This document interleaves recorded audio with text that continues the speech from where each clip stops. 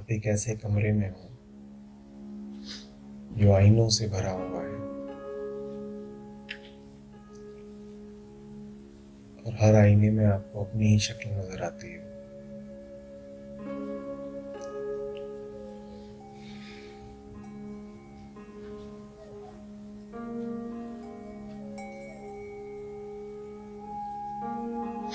सीख लिया हो आपने अपनी ही शक्ल की बेकदरी करना, अपने ही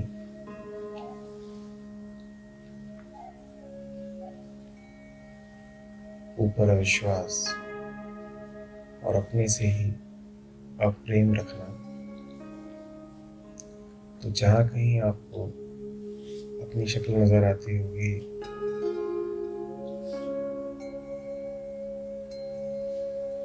आप उस जगह को झूठा समझेंगे, उससे दूर भी जाना चाहेंगे।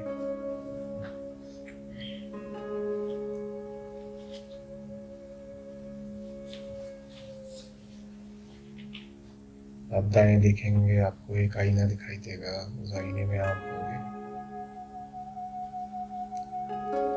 आप उसे तोड़ सकते हैं।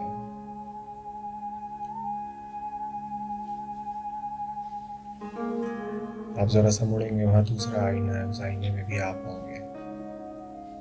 आप उसे भी तोड़ सकते हैं। और आप सोचते जाएंगे कि आईनों को तोड़ तोड़ के आपने उससे मुक्ति पा ली जो आईने में नजर आ रहा था।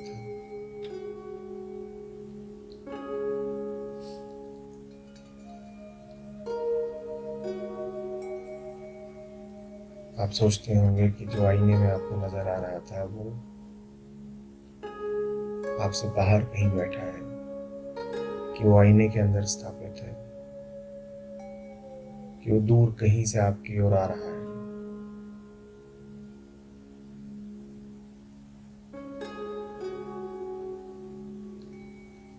आपने एक आसान तरीका निकाला उससे मुक्ति पाने का। जहां कहीं वो बाहर नजर आए, उस जगह को ही छोड़ दो, उस आईने को ही तोड़ दो।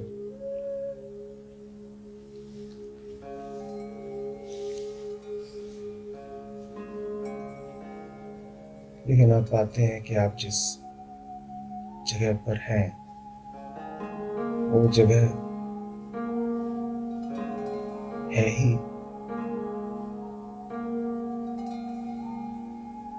मात्र आईनों से ही भरी हुई। जिधर को आप दृष्टि करते हैं, वहां आपको आईने और उनमें अपनी ही शक्ल नजर आती है। आप तोड़ते रहते हैं, तोड़ते रहते हैं। अंततः आप दूसरा उपाय निकालते हैं। आप कहते हैं, ये जो व्यक्ति दिख रहा है, ये जो आईने में नजर आ रहा है, मैं इसे जानता ही नहीं। या आप कहने लग जाते हैं कि ये जो नजर आ रहा है, ये नजर आ ही नहीं रहा, मैंने इसे देखा ही नहीं।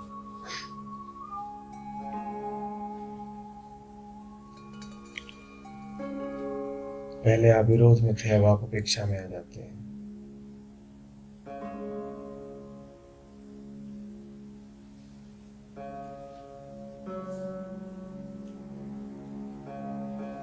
पहले आप इतना सम्मान तो देते थे कि उसके अस्तित्व को स्वीकार करते थे, तोड़ने के लिए ही सही। अब आप कहना शुरू कर देते हैं कि कुछ है ही नहीं, आपको कोई नजर ही नहीं आता। ये सब कुछ करके, तोड़ के, मुंह मोड़ के, झूठ बोल के, अंधे होने का स्वांग करके आप सोचते हैं कि आप उससे बच गए जो देखता था आपको आईने के अंदर से।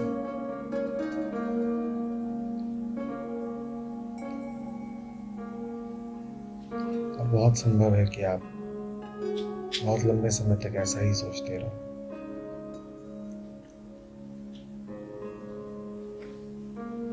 आप अनंत काल तक ऐसा सोच सकते हैं।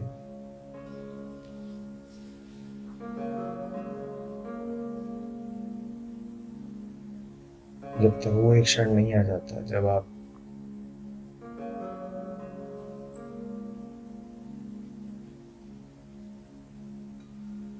जान लें कि आप कौन हैं। इस क्षण में आपको ये भी समझ में आ जाएगा कि आईने के भीतर से आपको कौन देख रहा था।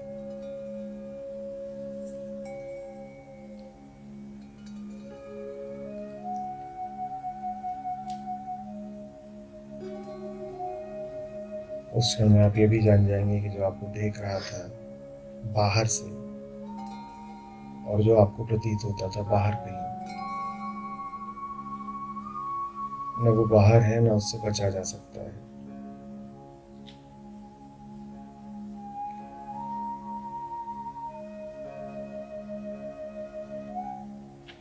अनुग्रह कहिए, ग्रेस कहिए, गुरु कहिए, ये बाहर प्रतीत मात्र इसलिए होते हैं क्योंकि हमें बाहर देखने की आदत लगी होती है।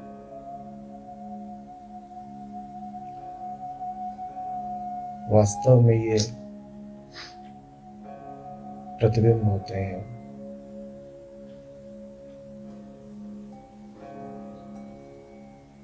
किसी उसके जो हमारे ही भीतर बैठा है,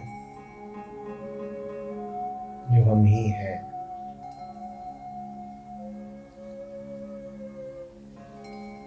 जैसे आपके भीतर से रोशनी फूटती हो और बाहर कहीं से पलट कर आपकी ओर आती हो,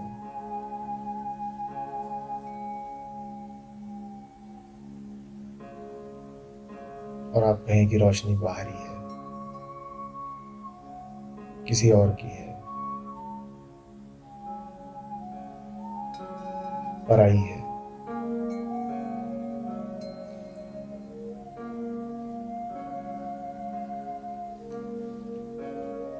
जैसे आपकी ही आवाज होती हो जो बाहर कहीं से प्रतिध्वनित होकर आप तक आती हो,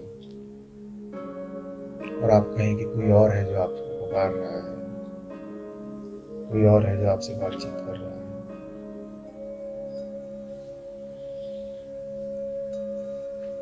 और आपको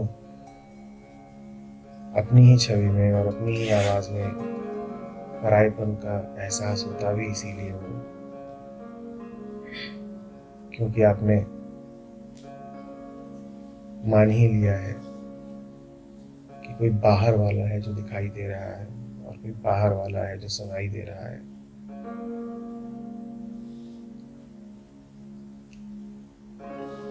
क्योंकि अपना पता नहीं, इसीलिए बाहर बहुत कुछ दिखाई देता है, बाहर बहुत कुछ पराया सुनाई देता है।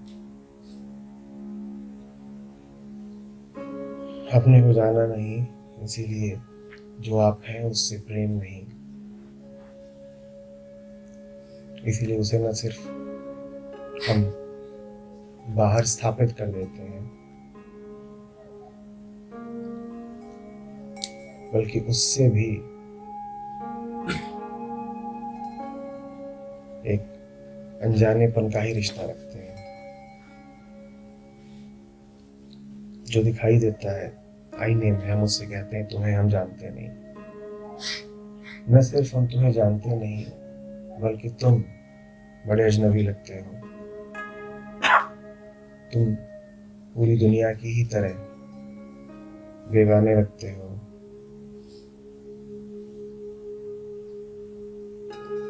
तुम ठीक उस अर्थ में हमें खतरनाक लगते हो जिस अर्थ में दुनिया ने आज तक हमें चोट पहुंचाई ही है। जो भी कोई हमसे बाहर कर रहा है वो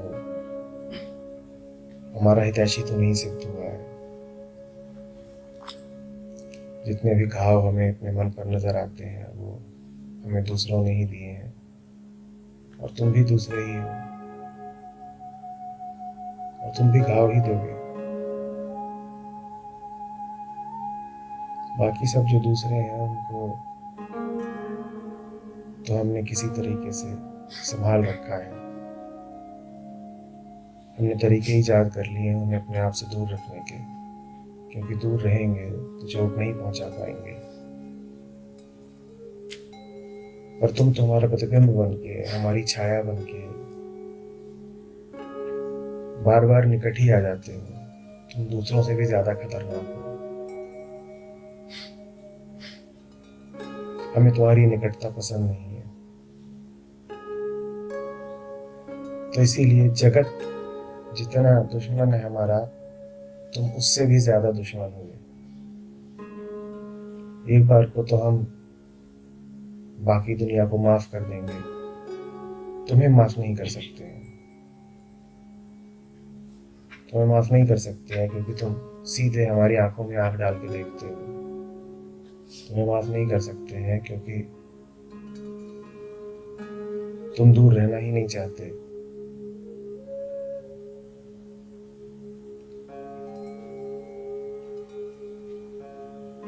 क्योंकि तुम बड़े हक के साथ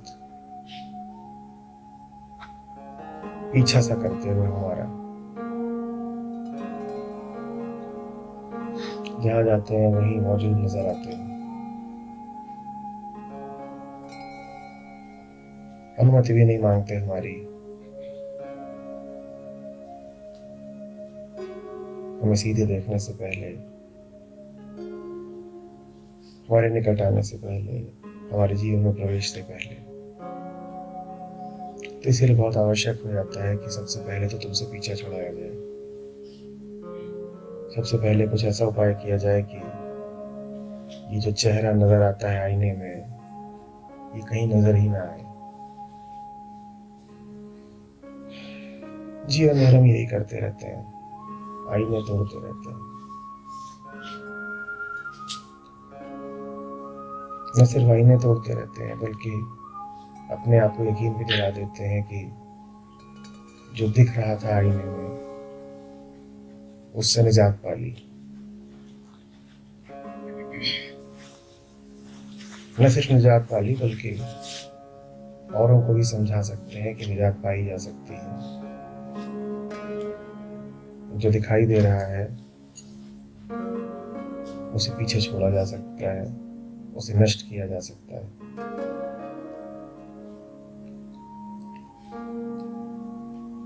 ये सब कुछ सिर्फ उस दिन तक, जिस दिन तक आपको पता नहीं है कि वो कौन है जो आपको देख रहा है।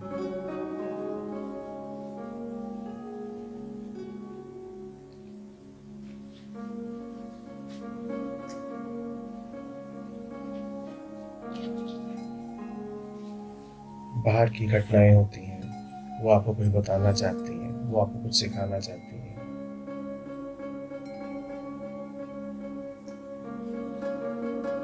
आप जानना नहीं चाहते, सीखना नहीं चाहते, आप उन घटनाओं से ही दूर हो जाते हैं।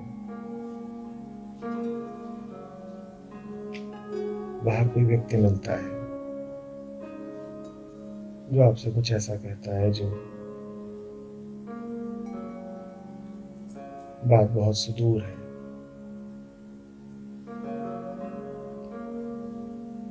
जो किसी और जहान की लगती है। बहुत अनजानी, बहुत पराई, लेकिन फिर भी बहुत करीब की।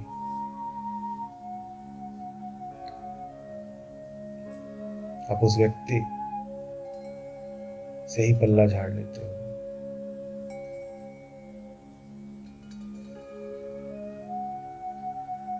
फिर कोई और मिलता है किसी और रूप में, कहीं और, आप उससे भी दूरी बना लेते हो। पर जैसे किसी ने कुछ जिद पाल रखी है, वो फिर मिलता है कहीं और, किसी और रूप में। इस बार तो आप हिंसक हो जाते हो।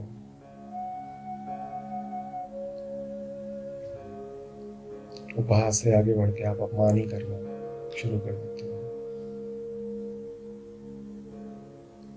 जितना हो सके उतनी दूरी बना लेते हैं।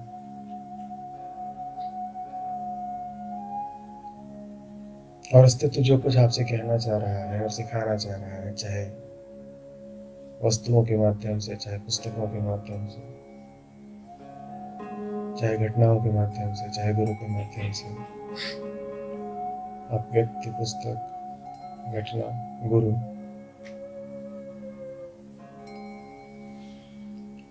सबको उपेक्षित कर पीछे छोड़ते जाते हैं। और आप सोचते हो कि जो कुछ आपसे कहा जा रहा था आप उससे बच गए।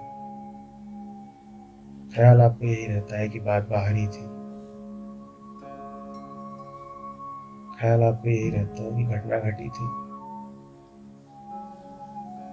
दूर कहीं, हमने तो देखा मात्र। ख्याल आपको यही रहता है कि कोई व्यक्ति आया था, कुछ कह रहा था आपसे बात, वो बात उसकी थी, किसी और की, आपने तो सुनी मात्र।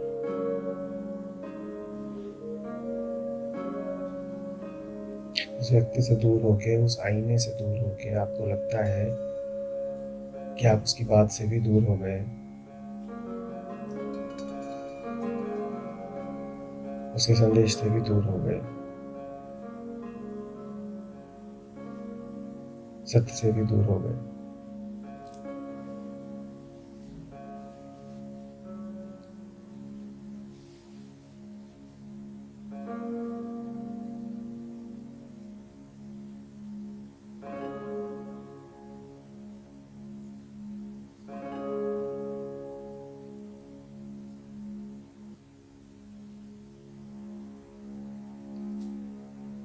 लगता रह सकता है ऐसा आपको उस दिन तक जिस दिन तक आप अपना चेहरा न देख लें और अपनी आवाज न सुनें। एक दिन आप अपना चेहरा देखते हैं, अपनी आवाज सुनते हैं,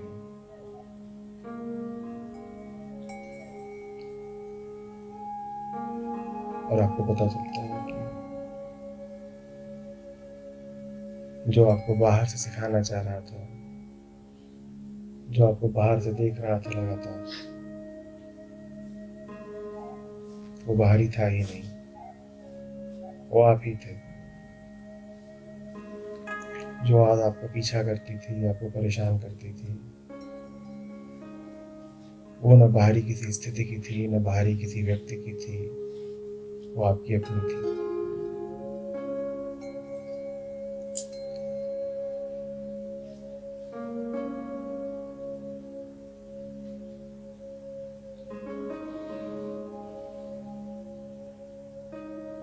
मजेदार बात इसमें ये है कि अक्सर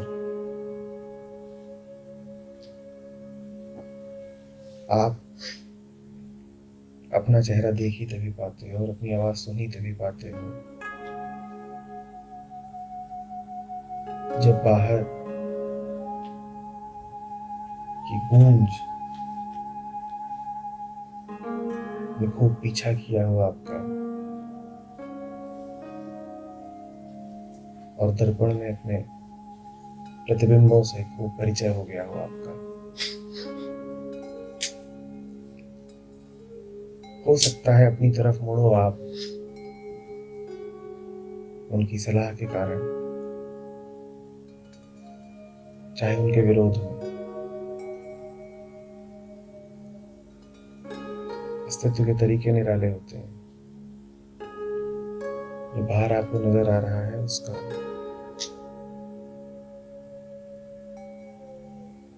उद्देश्य तो आपको आपका स्वरूप दिखाना ही है।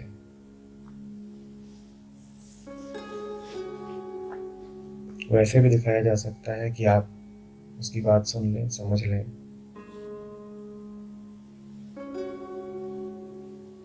आप नमित हो जाएं उसके सामने,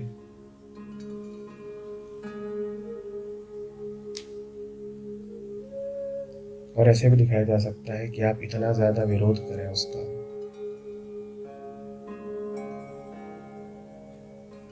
इतना ज्यादा विद्रोह में भर जाएं, बाहर दिखाई देते सारे प्रतिबिंबों के प्रति, कि आप कहें बाहर कुछ देखना ही नहीं है, बाहर जो कुछ दिखाई दे रहा है वो झूठा है, मैं किसी की और की बात कोई सुनना ही नहीं चाहता, मैं तो बस अपनी ही सुनूंगा। और ये कह करके आप भीतर की ओर मुड़ जाएं, बाहर की सारी आवाजों को काट दें और अपनी ही आवाज की प्रति जग जाएं।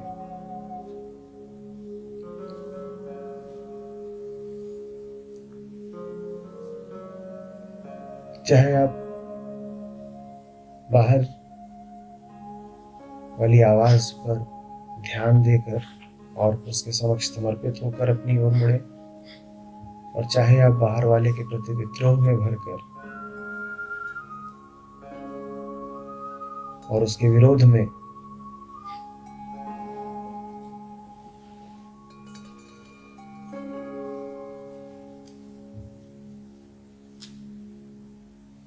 अपनी ओर मुड़े, हुआ वही है जो होना ही चाहिए था। आप मुड़े अपनी तरफ।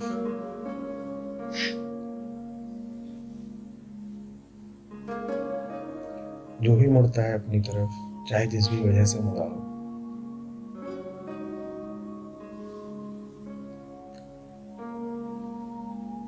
अस्तित्व को धन्यवाद देकर, चाहे अस्तित्व को धिक्कार कर,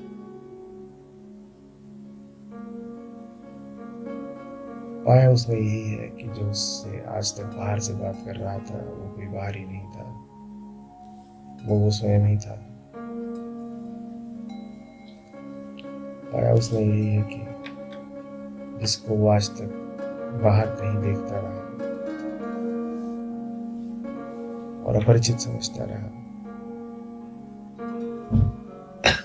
वो कोई अपरिचित नहीं था,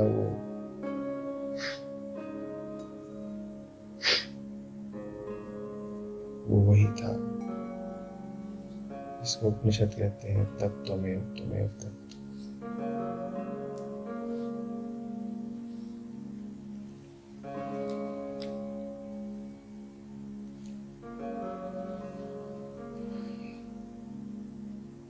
कितनी कृतज्ञता दिखा लेंगे हम, कितना विरोध कर लेंगे हम,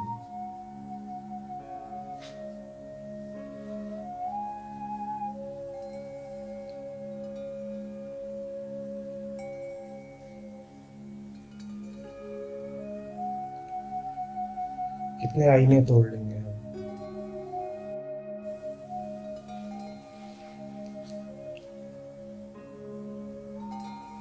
आईने को तोड़ने से वो मिट नहीं जाएगा जो आईने में दिखाई दे रहा है।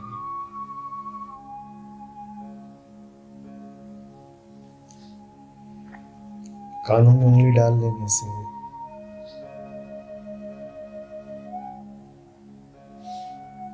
वो लहर मिट नहीं जाएगी,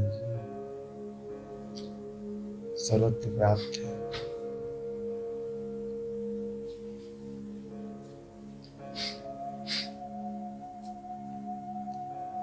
बाहर आपको एक आवाज सुनाई दे रही है, उस आवाज के विरोध में यदि आप कुछ बोलें तो हो सकता है आपके शब्द भिन्न हो,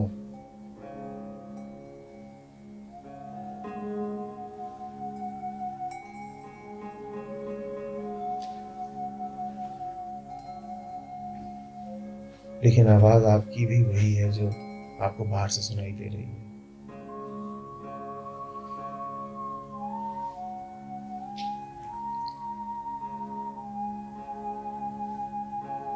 बाहर की सारी रोशनियां बुझा करके हो सकता है आप दावा करें कि अब तो मैं अपनी ही रोशनी से दुनिया को देखूंगा।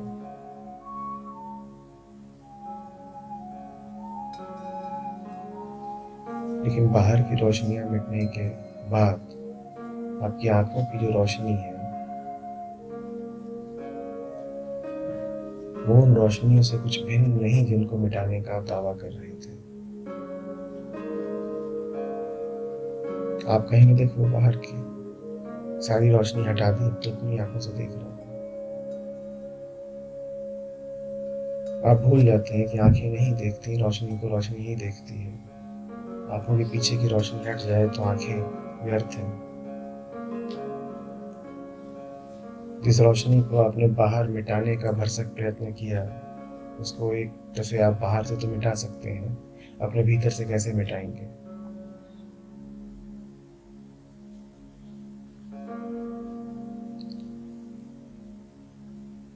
और दावा हमारा ये रहता है कि नहीं, हमने मिटा दिया। दावा हमारा ये रहता है कि नहीं, हम तो दूर आ गए।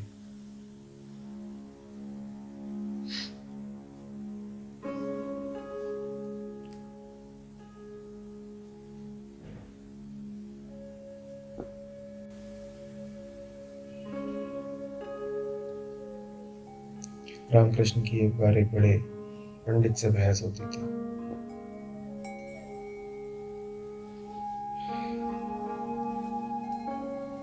केशव चंद्र नाम था उनका।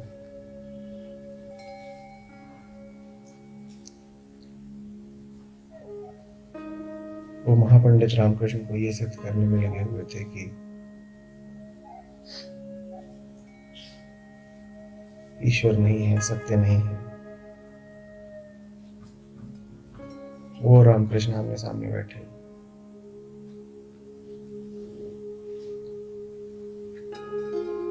उन्होंने विद्वत्तापूर्ण, बुद्धिमत्तापूर्ण, उच्च कोटि की दलीलें देना शुरू किया। बड़े ही ऊंचे दर्जे का वक्तव्य था उनका। और जितना बोलते जाएं, जितना अपने तर्क को आगे बढ़ाते जाएं, जितना सत्य के होने को खारिज करता जाए, रामकृष्ण उतना ही हंसे और ताली बजाए।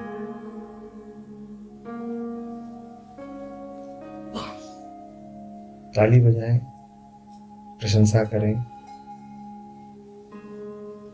और कहें वाह वाह, देखो क्या बात बोली है।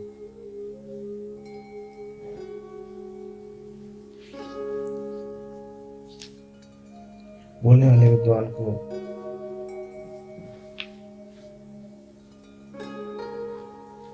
निश्चित ही अजीब सा लगे कि हम दोनों यहाँ विवाद के लिए इकट्ठा हुए हैं। मैं इनके विरोध में एक बात कह रहा हूं। ये कहते हैं कि है और मैं सिद्ध करे जा रहा हूं कि नहीं है, और ये मेरे ही तर्कों की प्रशंसा करते हैं, खुश होते हैं,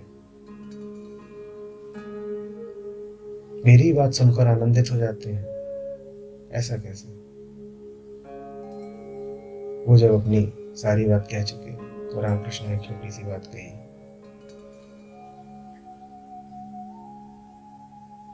इतनी देर तक तुम यही साबित करते रहे कि वो नहीं है,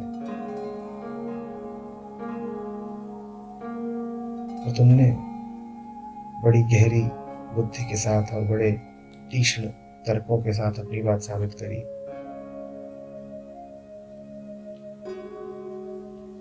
पर जितना तुम कहते जा रहे थे उतना ही सिद्ध होता जा रहा था कि वो निश्चित है। नहीं तो तुम्हारी बुद्धि को इतनी गहराई और तुम्हारे तर्कों को इतनी तीक्ष्णता कौन देता? तुम सत्य के विरोध में भी जो कुछ कहते हो वो सत्य को ही सिद्ध करता है, क्योंकि सत्य के बिना तो तुम कुछ कह भी नहीं सकते थे। न होता वो तो तुम ये भी न कह पाते कि नहीं है वो।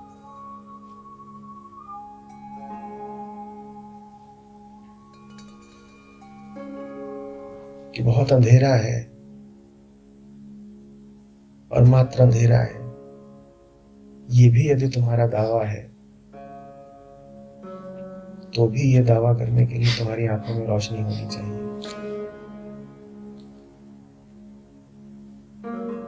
तो बहुत विश्वास के साथ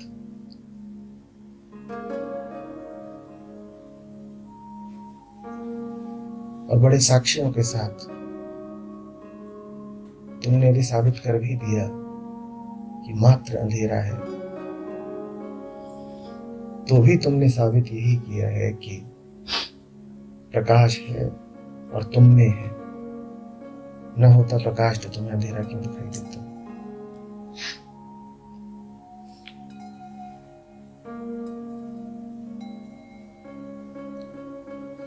हम अक्सर अपने ही विरोध में खड़े हो जाते हैं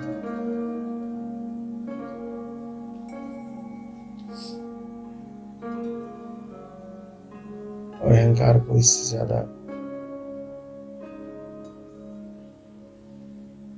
पसंद कुछ नहीं है कि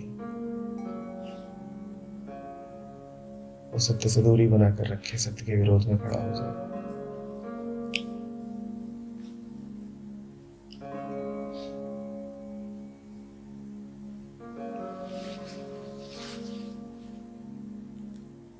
हम कहना शुरू कर देते हैं नहीं है, नहीं है। हम कहना शुरू कर देते हैं कि हमें जो कुछ मिला है वो हमने स्वयं अर्जित किया है। हम कहना शुरू कर देते हैं कि हमारे जीवन में कोई दिया बाहर से कभी आया ही नहीं, कि हमने अपना निर्माण स्वयं किया है।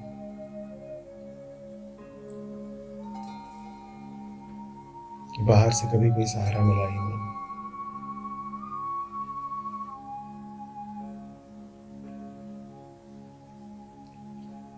और भूल जाते हैं कि इतना समझने के लिए भी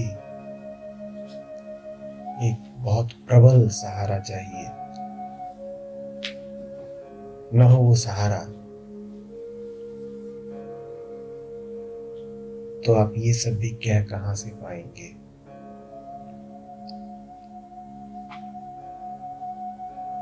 अब दो तरीके हो जाते हैं जीने के। एक तरीका तो ये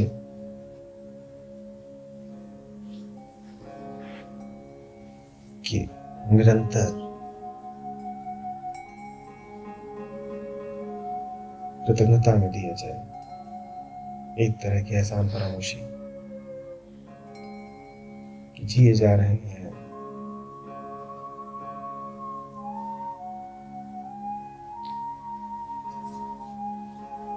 एक तरह की शुष्कता में जिए जा रहे हैं, ऐसे कि जैसे अस्तित्व दुश्मन हो, बाहर से कुछ मिला ही ना हो। इस भाव के साथ कि बड़ा अन्याय हुआ है मेरे साथ, या इस भाव के साथ कि अकेला हूं मैं, अपनी सारी जिम्मेदारी मेरे ऊपर है।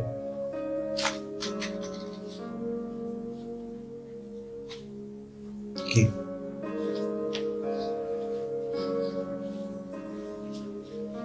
अपनी सुरक्षा करनी है,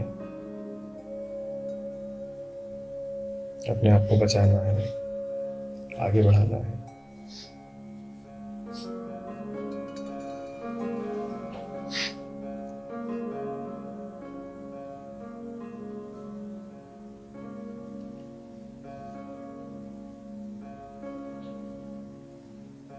और दूसरा तरीका ये है कि दिखाई दे हमें कि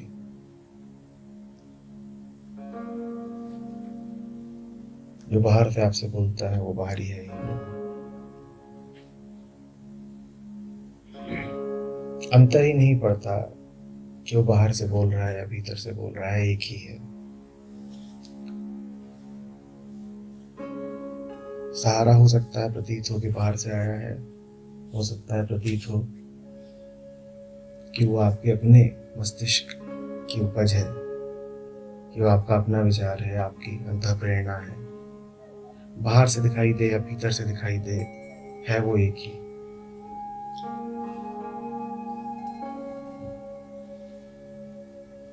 और जितनी जल्दी आप ये समझ लें कि एक ही है,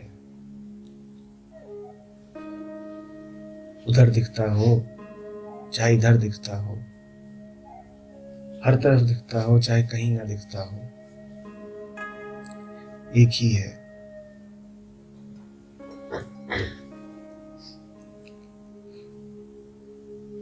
कि वही है, चाहे वो किसी बाहरी के समझाने से समझ में आया हो,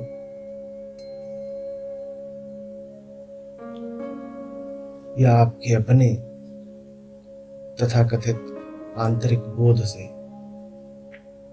वो एक ही है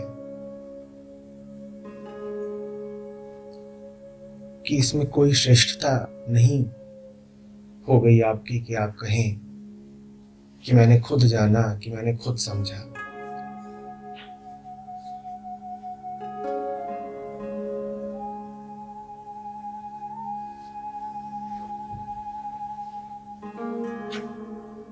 तो बेहतर है,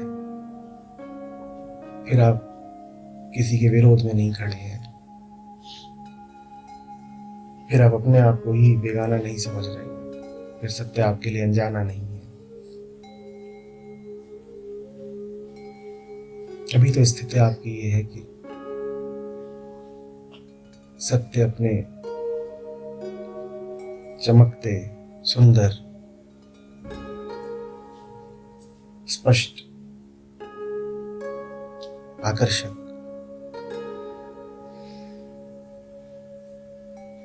अनिंद्य रूप में भी आपके सामने खड़ा हो।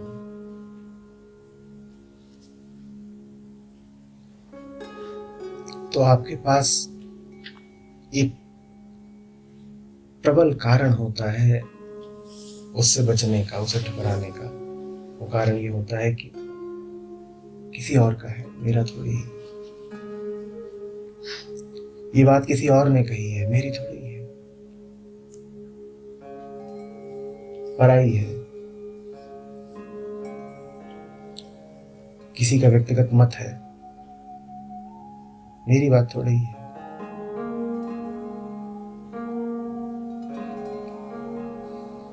वो बात आपको समझ में भी आती हो तो भी आप डरते हैं। आप कहते हैं उस व्यक्ति की बात यदि समझ ली तब तो हम उसके मतानुगामी हो गए,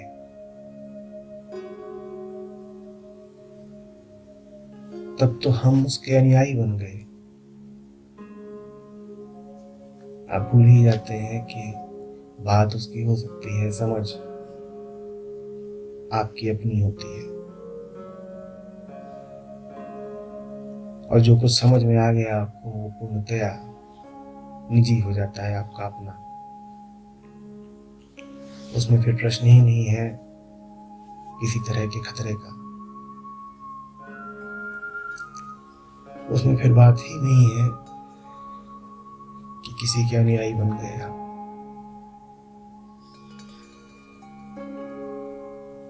किसी बाहरी व्यक्ति का अनुगमन नहीं कर लिया है आपने, अपनी ही आवाज सुन ली है, बाहरी व्यक्ति मात्र माध्यम बना है, आईना बना है।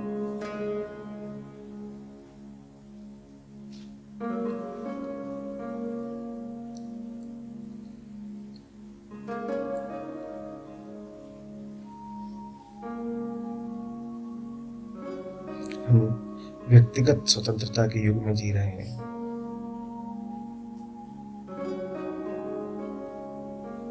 हम एक ऐसे समय में जी रहे हैं जहां विचार की पूरी छूट है।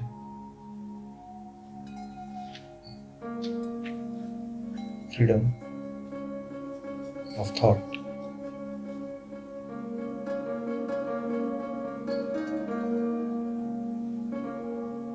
तो हम मुक्त पाते हैं अपने आप को सोचने के लिए।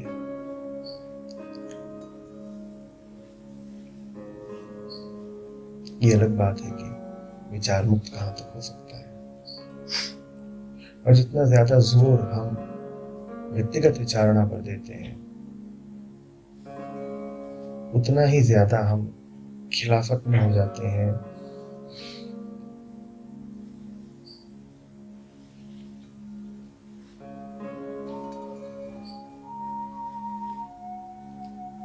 सुनने की, श्रवण की, क्योंकि अब बात मूल्यों पर आ गई है। यदि व्यक्तिगत विचारणा मूल्यवान है यदि सबसे ऊंचा यही है कि मैं स्वयं सोचूं, तो फिर ये मूल्यवान कैसे हो सकता है कि मैं किसी और की सुनूं? हमें इन दोनों बातों में भेद और विरोध दिखाई देता है। हम कहते हैं कि उत्कृष्ट इंसान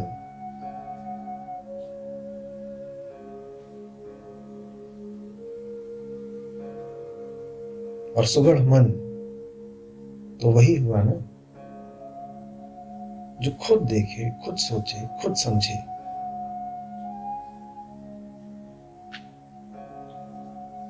दूसरे की सुनना तो दास्ता है, गुलामी है। तुम किसी का भी अनुकरण कर लिए। अरे तुम क्यों सुनते हो किसी की?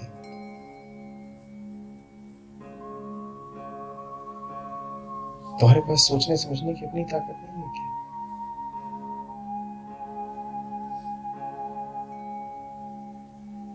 फॉलो मत करना।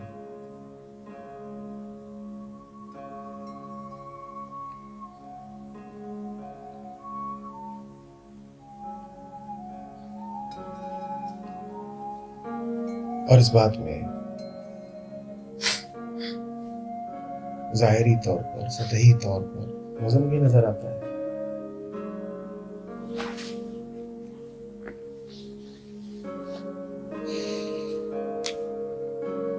वजन तब तक नजर आता है जब तक आपको दिखाई न दे कि चूंकि आप बाहर को देख रहे हैं,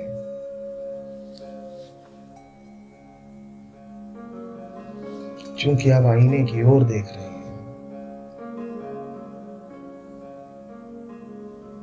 क्योंकि आपकी आंख कभी सीधे अपनी ओर मुड़ती ही नहीं है,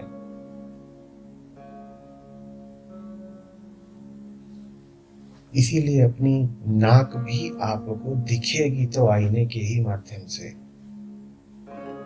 इसीलिए आपका अपना कान भी दिखेगा तो आईने के ही माध्यम से। आपकी इन सीमित आंखों में इतनी ताकत तो है नहीं कि अपने आप को देख लो।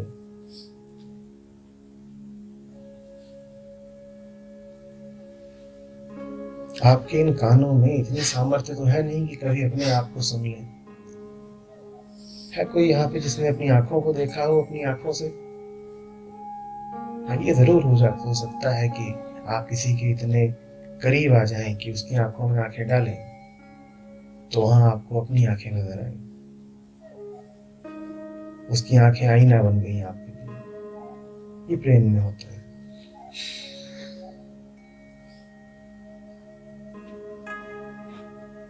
पर आप कहते हैं नहीं, इन आंखों से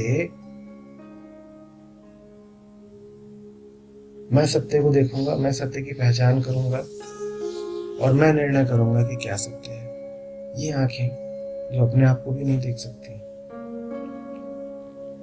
ये आंखें जिन्हें अपने आप को भी देखने के लिए किसी आईने की ही जरूरत है। पर हम आईनों के लगातार विरोध में जीते हैं। हम कहते हैं कि वो पराये हैं, होंगे पराये, पर आपका चेहरा कभी आपको अन्यथा तो दिखाई पड़ेगा ही नहीं। ये मजबूरी है आपकी, आईने तक जाना ही पड़ेगा। आईना पराया होगा, आपका चेहरा भी पराया है।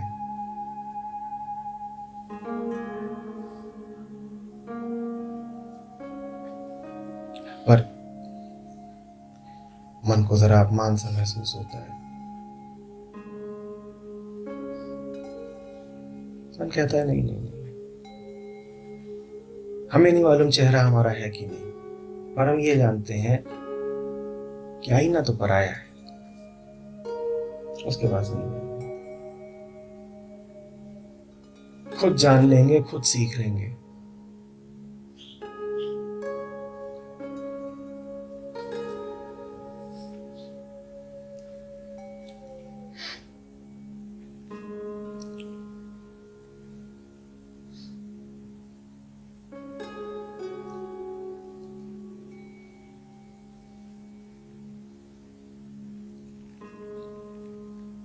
जिनके साथ ये हुआ भी कि उन्होंने खुद जान लिया, खुद सीख लिया, उनके खुद जानने और खुद सीखने के पीछे भी कोई बाहरी घटना तो शामिल है ही, क्योंकि हमारा जानना, हमारा सीखना तो हमेशा किसी बाहरी इकाई के संदर्भ में ही होता है। हमारा तो जीवन ही विश्व से संबंधित है। आपकी एक एक घटना, आपका एक एक पल किसी संदर्भ में ही बीतता है। हो सकता है कि आप किसी कक्ष में बैठे हो और वहां अचानक बोध जागृत हो जाए। आप इसमें उस कक्ष की भूमिका को नजरअंदाज कर रहे हैं क्या?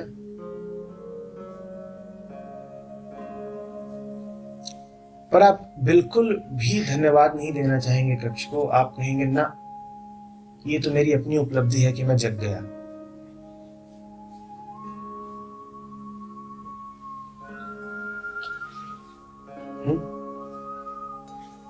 आप बैठे हो किसी वृक्ष के नीचे और उसको देखते देखते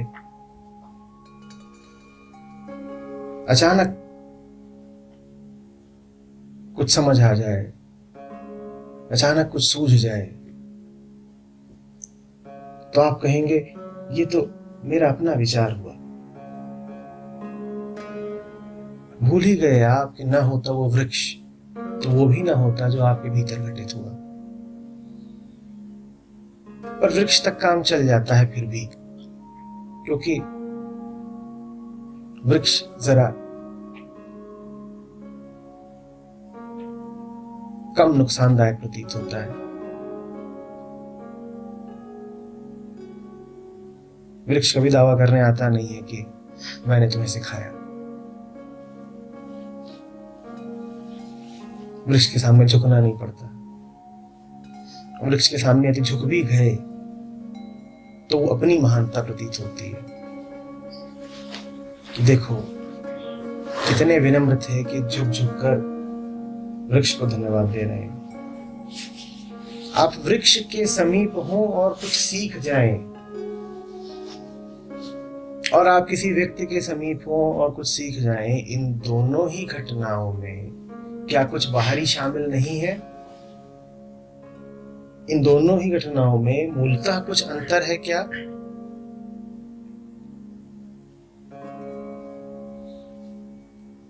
पर नदी के पास बैठकर या पुस्तक के पास बैठकर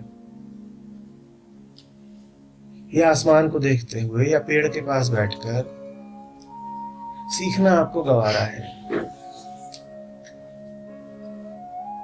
क्योंकि वहां पर श्रेय नहीं देना पड़ेगा, क्योंकि वहां स्थूल रूप से ऐसा सुनाई तो नहीं पड़ा ना कि पहाड़ ने आकर आपको उपदेशित किया। तो कोई श्रेय नहीं देना पड़ेगा पहाड़ को। आप कहेंगे मैंने पहाड़ को देखा और पहाड़ को देख करके मैं सीख गया। पहाड़ का थोड़े ही कोई योगदान है मेरी सीख में। व्यक्ति के करीब आप हो तो वहां पर मजबूरी हो जाती है, वहां श्रेय देना पड़ जाता है कि उसने मुझे सिखाया। तो तब भीतर से तर्क उठता है कि किसी बाहरी से क्यों सीखूं, किसी और के सामने क्यों झुकूं।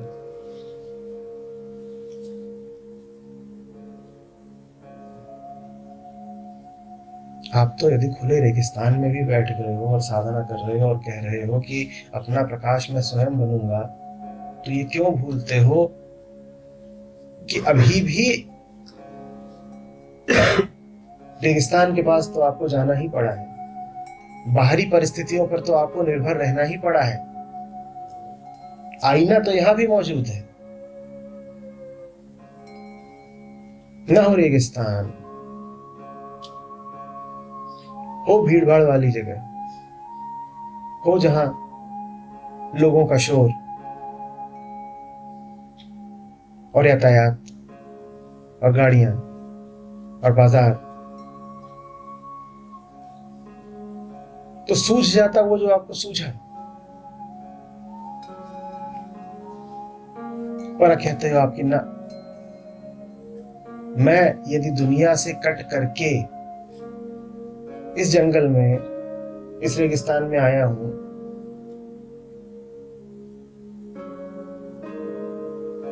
और निरंतर एकाकी रहकर साधना कर रहा हूं, तो इससे यह सिद्ध होता है कि मैंने जो कुछ जाना वो स्वयं जाना, और होता है कोई दूसरा जो किसी ग्रंथ का अध्ययन कर रहा है, उसको आप कहेंगे ना तूने स्वयं नहीं जाना, तूने तो ग्रंथ से जाना।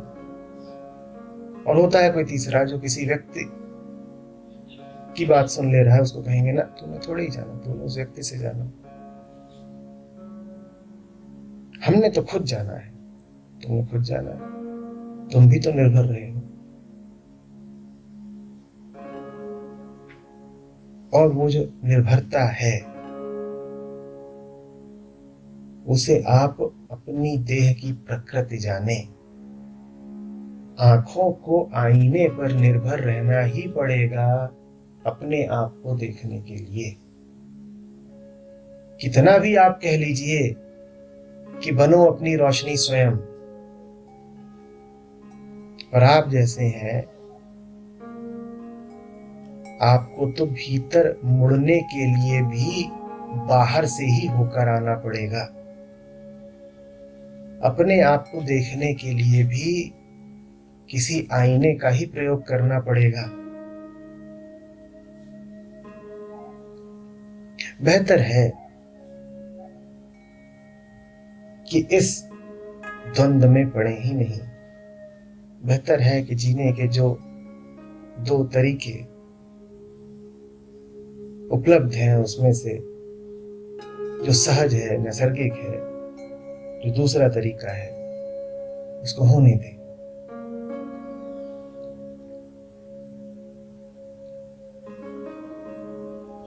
स्वयं जानना, स्वयं सीखना जैसा कुछ होता नहीं, क्योंकि निरंतर आप जानते समझते तो संयोगों और संबंधों में ही हैं। घटना होती है, आपको कुछ बता जाती है, संयोग हुआ ना, आप कहते हो ना मैं तो अपने आप में परिपूर्ण हूं, मैंने स्वयं जान लिया। ऐसा नहीं होता है। एक संयोग से आपको सहारा मिला है।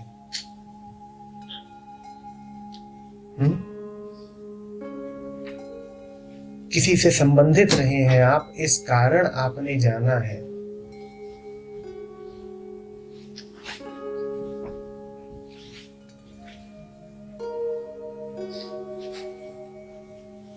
और इसकी जो विपरीत बात है वो भी उतनी ही सही है। एक तरफ तो मैं आपसे कहता हूं कि स्वयं से कुछ जाना नहीं जा सकता, जो जाता है उसमें अस्तित्व का पूरा योगदान रहता ही है। दूसरी ओर मैं ये भी कह रहा हूं कि जो भी जाना जाता है वो मात्र स्वयं से ही जाना जाता है।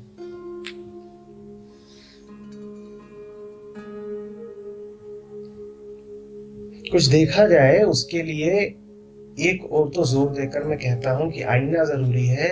आईनों से दुश्मनी न पालें,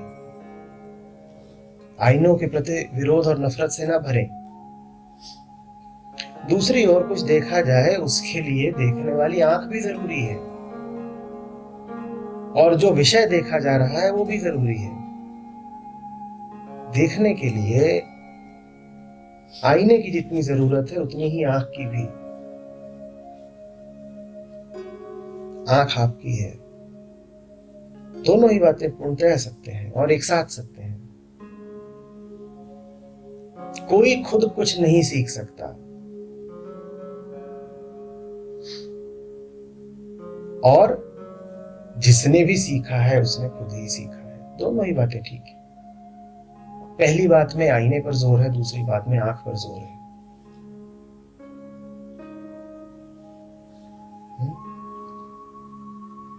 आंख तो है ही,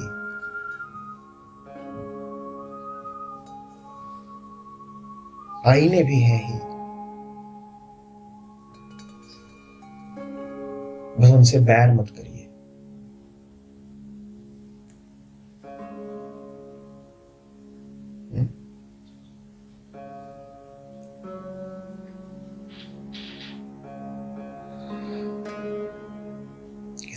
में लिखा है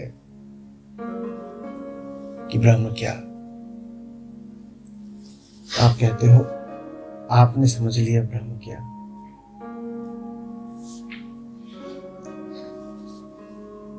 और भूल जाते हो आपकी वही किताब आगे कहती है कि जो ब्रह्म है वही ब्रह्म को जान सकता है। और दावा आपका क्या रहता है, मैंने समझ लिया। आपने थोड़ा ही समझ लिया, ब्रह्म ने ब्रह्म को जाना। ये हुई आंख की बात।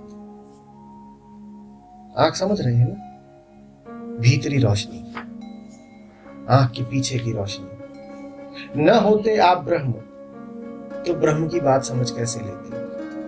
दूसरी ओर न होती वो किताब तो अभी थोड़ा और भटकते। ये हुई आईने की बात। दोनों पूजनीय है, एक साकार एक निराकार है। एक बाहरी प्रतीत होता है, एक भीतरी।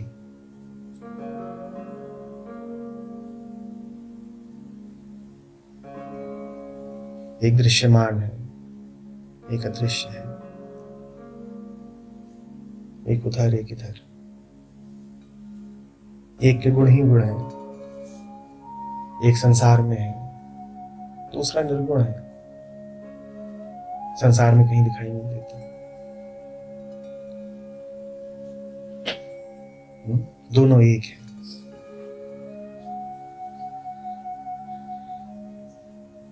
व्यक्तिगत स्वतंत्रता, पर्सनल फ्रीडम के फैशन के चलन के चलते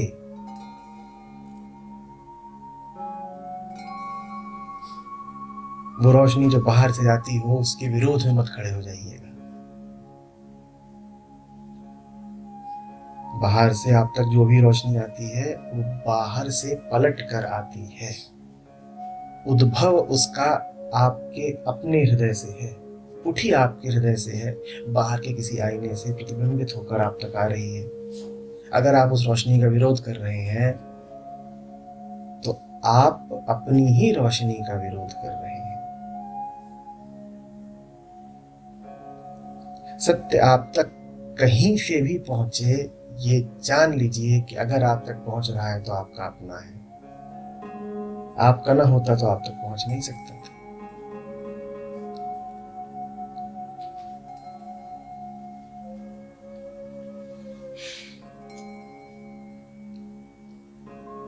ऐसे पराया मत मानिए। बहुत मूर्खता की बात होती है जब कहा जाता है कि हमें बुद्ध की दी हुई सीख पर चलना चाहिए, कि महावीर के आदर्श बहुत ऊंचे थे।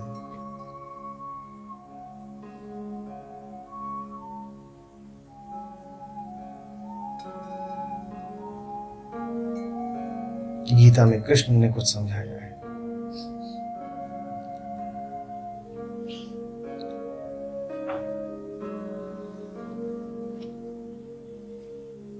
जो भी बात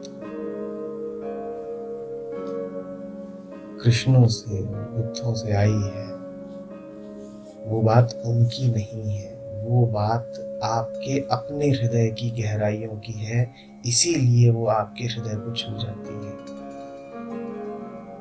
जो भी कुछ आपको गहराई से स्पर्श कर जाए, जान लीजिए कि वो बाहरी तो हो ही नहीं सकता। गीता कृष्ण की नहीं है, गीता आपकी अपनी है। गीता को कृष्ण की कहकर आप उसे पराया बना देते हैं, उससे बचने का उपाय ढूंढ लेते हैं।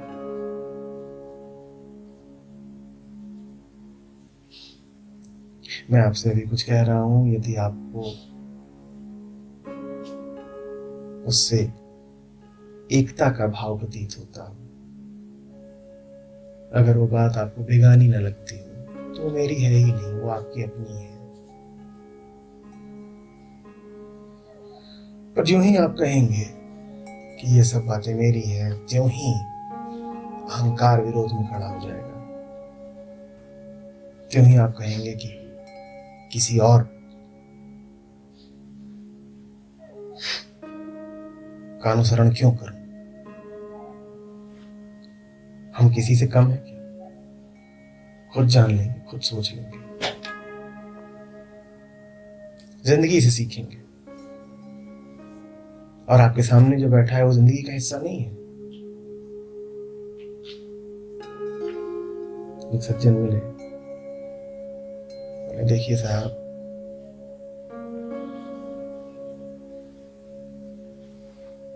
हमने कहीं पढ़ा है कि जीवन से बड़ा गुरु दूसरा नहीं, सिखाता तो सिर्फ जीवन ही है। मैंने कहा दो बातें, पहला, ये आपने जहां भी कहीं पढ़ा है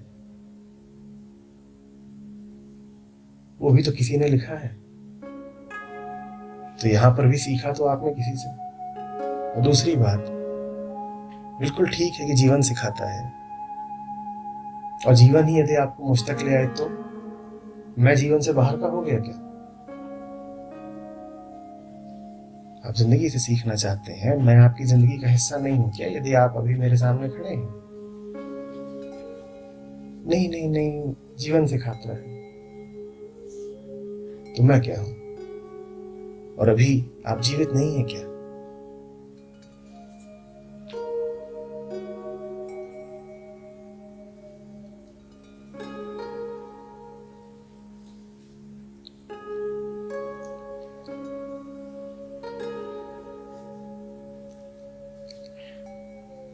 जहां से मिले, जैसे मिले, जिसको मिले, एक ही है जो मिलता है। आप कहें आपने किसी और से सीख लिया, आप कहें आपने खुद जान लिया, सब एक बात है।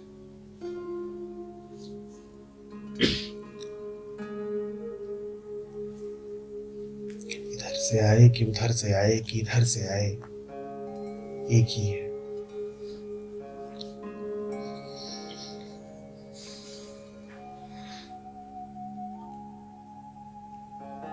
रोज मैं इधर सोता हूँ, आज मैं उधर सो गया था। यहाँ से उठता हूँ तो अपनी शक्ल देखनी होती है, तो एक आईने का प्रयोग करता हूँ।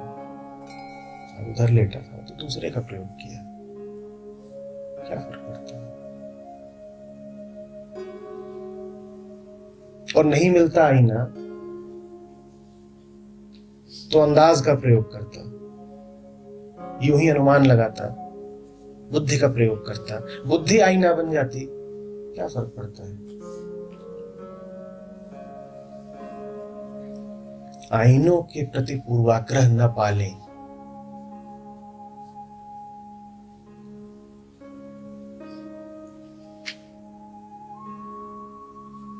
दिवाली है, 1000 दिए रोशन होंगे।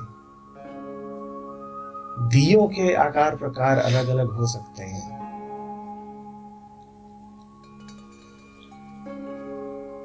दियों की राष्ट्रीयता भी अलग अलग हो सकती है। चीनी बहुत आ रहे हैं,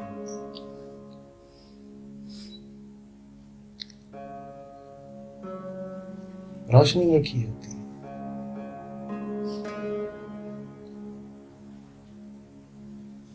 अभी जरा तो चार पढ़े लिखे लोग विज्ञान की, जिन्होंने दो चार किताबें पढ़ेंगे, वो खड़े हो जाएंगे कहीं नहीं, रोशनी एक नहीं होती है, दिए दिए की रोशनी में अंतर होता है। वो कुछ महंगे वाले मिलते हैं,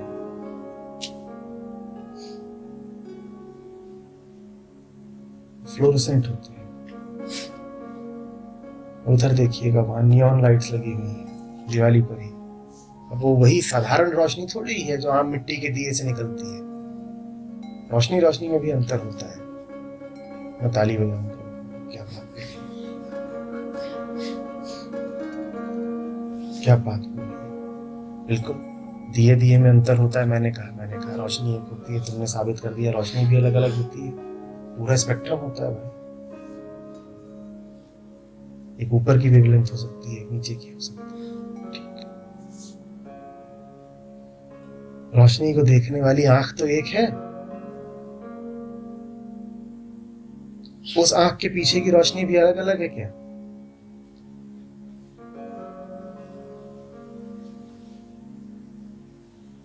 एकत्व से कितना बचोगे? कहीं ना कहीं जाकर के तो स्वीकार करना ही पड़ेगा कि एक ही है। दिए की रोशनी अलग है साबित कर लोगे तो फंस जाओगे फिर, क्योंकि आंख की रोशनी एक है। ना हो आंख में रोशनी तो दिए की रोशनी दिखाई देगी, ना हो आंख में रोशनी तो दिए की रोशनी दिखाई देगी, तो है तो एक ही।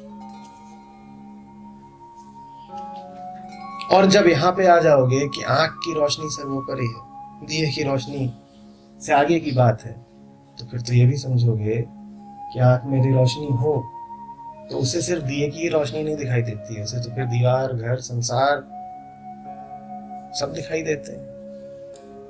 फिर तो वो सब एक बराबर हो गए। फिर तो ये कहना भी उचित ना होगा कि रोशनी दिए की। रोशनी फिर यदि आंख की, तो दिया जो है वही दीवार है, वही द्वार है, वही संसार है, क्योंकि आंख ही सबको देख रही है। आंख ही दिए को भी देखती है, आंख ही दरवाजे को भी देखती है।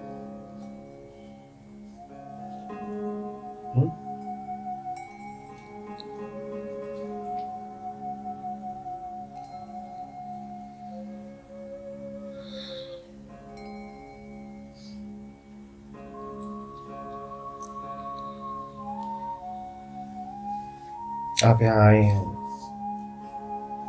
बात करने बैठे हैं, धन्यवाद है आपका। आप हमेशा नहीं आ पाते हैं,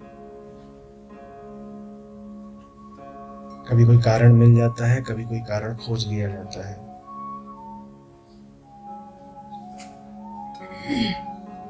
अभी कल रात को ही आप मुझसे कह रही थी कि यहाँ आने में डर लगता है। वजह वही है, आप ये सोचते हो कि आप किसी व्यक्ति के पास आ रहे हो, आप उससे प्रभावित नहीं होना चाहते। आप एक ऐसे युग का उत्पाद हो जिसमें आपको ये बार बार बताया गया है कि किसी की सुन मत लेना।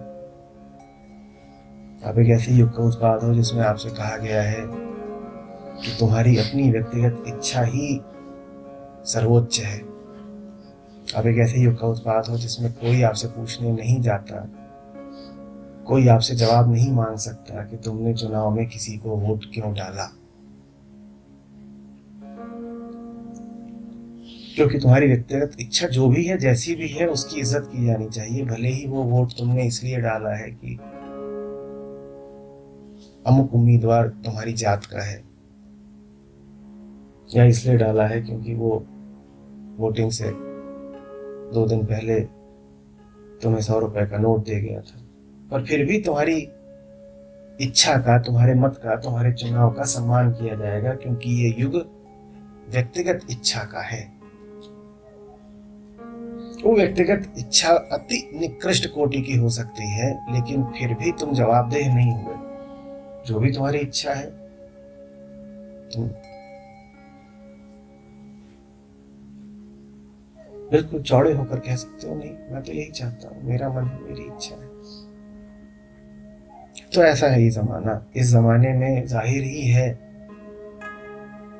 कि किसी और की सुनना ऐसा प्रतीत होता है कि जैसे किसी बीते हुए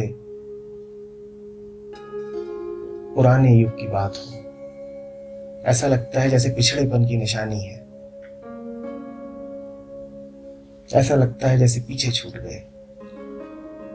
देखो ना, सब लोग अपनी अपनी पसंद पर चल रहे हैं, सब लोगों के पास अपने व्यक्तिगत मत है, पर्सनल ओपिनियन। सब अपने अपने किस्से कहानियां सुनाते हैं, और सब कितना ज्यादा विश्वास में भर के कहते हैं कि भाई इस मुद्दे पर हमारी राय तो ये है कि हर कोई अपनी राय से भरा हुआ है और अपनी राय के प्रति विश्वास से भरा हुआ है। हर कोई ये कहता है कि मेरा अनुभव मुझे ये सिखाता है कि, जब बाकी सब में सामर्थ्य है कि वो अपने अनुभवों से ही सीखे ले रहे हैं, तो मेरे लिए तो ये बड़ी लज्जा की बात हुई ना कि मुझे किसी व्यक्ति के सामने जाकर के बैठना पड़ता है। बड़ी शर्म सी आती है। हम पिछड़ गए, हम में जरूर कोई खोट है। बाकियों को देखो कितने तेज हैं, किसी की सुननी नहीं पड़ती। उन्हें तो अनुभव होते हैं और अनुभव मात्र से वो जान जाते हैं कि जीवन क्या है। और वो कितना जान गए हैं, ये जानना है तो उनके जीवन को देख लीजिए। लेकिन फिर भी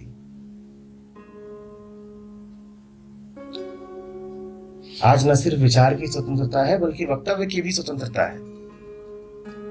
आप जो चाहें वो कह भी सकते हैं।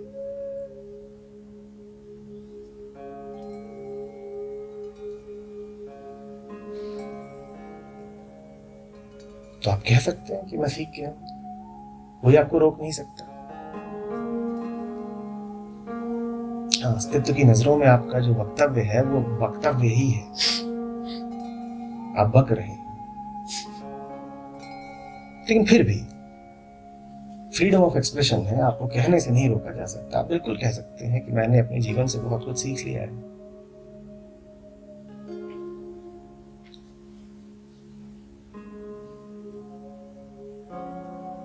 और जहां चारों ओर यही शोर है कि हमने तो जान लिया, हमने तो सीख लिया, हमें तो पता है, और हमारी सुनो,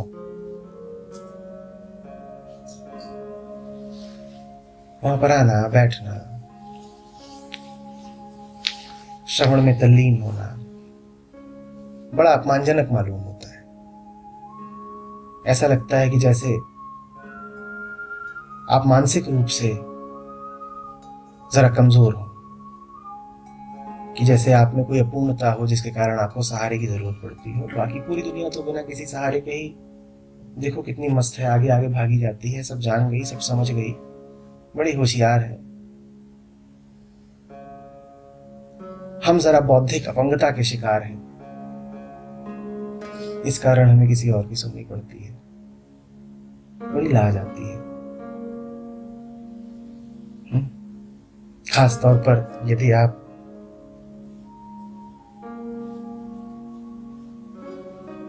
बौद्धिक वर्ग से आते हैं,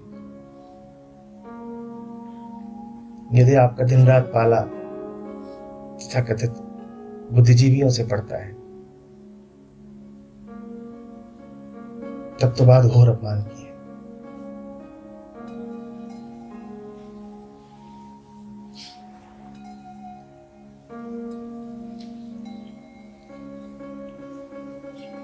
बुद्धिजीवी विवाद खूब कर सकता है,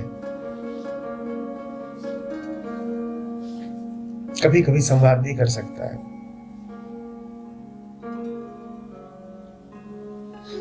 पर शिष्य की तरह श्रवण ये उसके लिए निहायत ही लज्जास्पद है।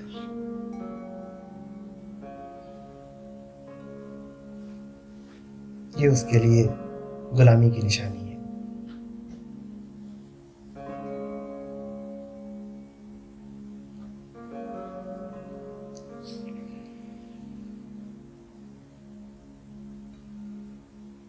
इसमें भी जो ताकत आपको आपके विरोध में खड़ा कर रही है, वो ताकत भी आप ही हैं। कहीं ना कहीं आपको पता है कि आप पूर्ण मुक्त और पूर्ण सक्षम हैं, इसीलिए आपको बुरा लगता है कि मैं किसी और की क्यों सुनूं। बस एक बात आप नहीं देख पा रहे हैं कि आप जिसकी सुन रहे हैं वो आप ही हैं। तो किसी और की सुनने का सवाल ही नहीं पैदा होता। इसीलिए अक्सर आपसे कहता हूं कि मैं आपसे कोई नई बात नहीं कहता, मैं आपसे बस वो कहता हूं जो आपको पहले से पता है। बात आपकी ही है, मुझे थोड़े ही सुन रहे हो। आईने की तरह बैठ जाता हूं, आपकी ही शक्ल है जो आपको मेरे माध्यम से दिखाई दे रही है।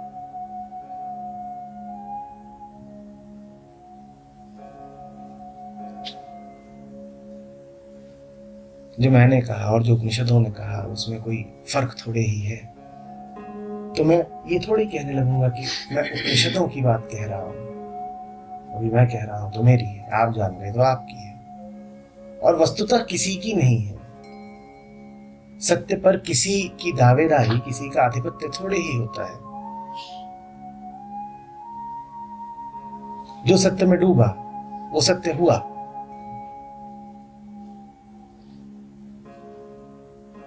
सारी धाराएं जाकर के समुद्र में मिल जाती हैं। कोई धारा समुद्र पर वर्चस्व थोड़े ही कर लेती है। धाराएं छोटी हैं, समुद्र बड़ा है। धारा समुद्र पर कब्जा थोड़े ही कर लेगी। वो डूबती है, वो मिलती है, वो विलीन होती है, वो हावी थोड़े ही हो जाती है। वो ये थोड़ी कहेगी कि अब मेरा हुआ।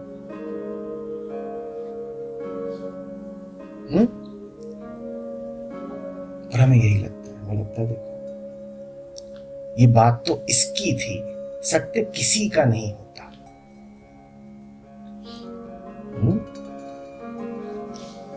पर हमारी भाषा कुछ ऐसी ही है। कोई कहेगा देखिए साहब,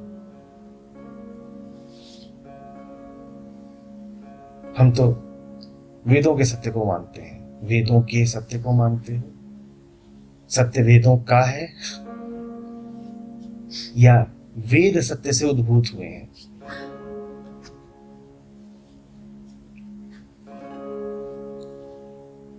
कोई पूछेगा अच्छा तुम्हारा धर्म क्या कहता है?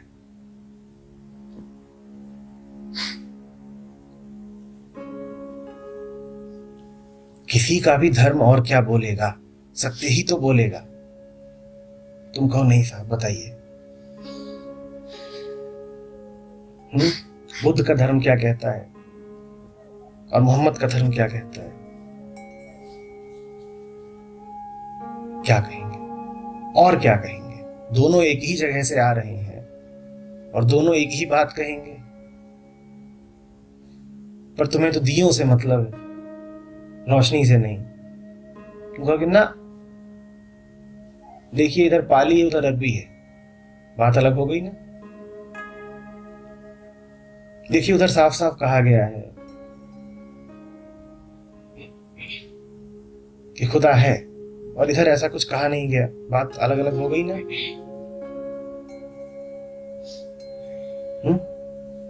एक दिया मिट्टी का था, एक तांबे का, रोशनी अलग अलग हो गई ना। एक घी से जल रहा था, एक तेल से जल रहा था, और तेल भी अरब का। अब कहां देसी घी से जलता दिया और कहां अरब के तेल का? दोनों एक कैसे हो सकते हैं?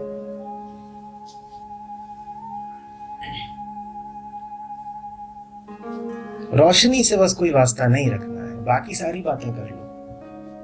भाषा अलग है, देश अलग है, काल अलग है, जितने भेद हो सबको पकड़ लो, रोशनी की बात मत करना बस।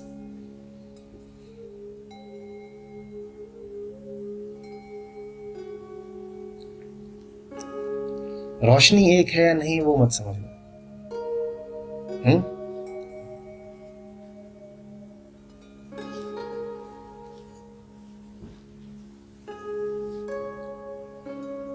दिए की रोशनी तुम्हारी अपनी रोशनी है, सब दियों की रोशनी एक है। ये मान लिया तो ये भी मानना पड़ेगा कि तुम भी समस्त अस्तित्व से एक हो। सर्वम खल्विदम ब्रह्म। अब गड़बड़ हो जाएगी, क्योंकि अगर सब कुछ एक है, तुम पूरे अस्तित्व से एकाकार हो, तो अहंकार कहाँ बचेगा? अहंकार को तो कोई दुश्मन चाहिए, तभी वो बचता है। तुम सबसे एक हो गए तो पराया कौन बचा? और दूसरा यदि नहीं बचा तो फिर मैं भी नहीं बचा, गया मैं। इसके लिए बहुत जरूरी है कि रोशनी को छोड़ करके दिए को पकड़ा जाए। इसके लिए बहुत जरूरी है कि सिर्फ भेदों पर, विरोधों पर और भिन्नताओं पर ध्यान दिया जाए। इसके लिए बहुत जरूरी है कि किसी को बाहरी समझा जाए और बहुत जरूरी है कि अपनी सुरक्षा की जाए।